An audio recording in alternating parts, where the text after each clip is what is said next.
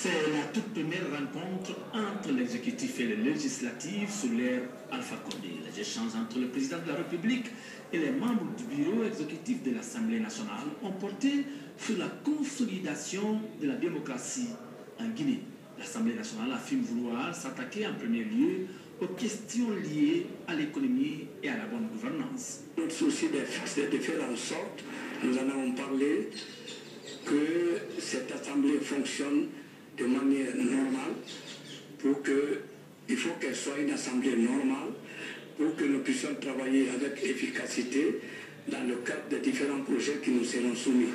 Comme vous le savez, durant toute la première phase, nous avons géré la macroéconomie et présentement nous devons mettre en place des dispositions pour relancer l'économie, ce qui nécessite la mise en place des grands travaux. Donc l'Assemblée est appelée à recevoir ces dossiers. Nous ferons tout pour les étudier le plus rapidement possible pour faire en sorte que le projet puisse démarrer. Le président de l'Assemblée nationale, l'honorable Kori Kondiano, et son équipe veulent aussi travailler au renforcement de l'état de droit. Nous, au niveau du législatif, c'est de faire en sorte que les députés, toutes tendances confondues, nous puissions travailler. Ça va être notre objectif, ça. Nous puissions travailler la main dans la main pour faire avancer cette démocratie.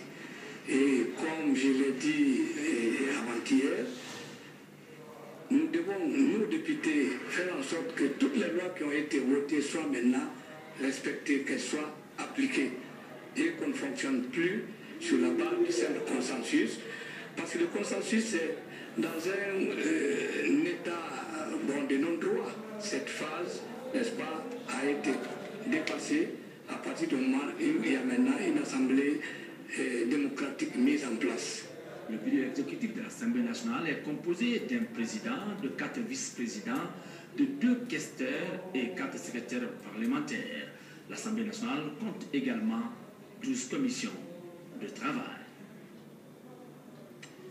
Le chef de l'État avec les nouveaux députés guinéens, on se souvient qu'hier il avait reçu le conseiller spécial du roi Mohamed VI du Maroc. Le Maroc justement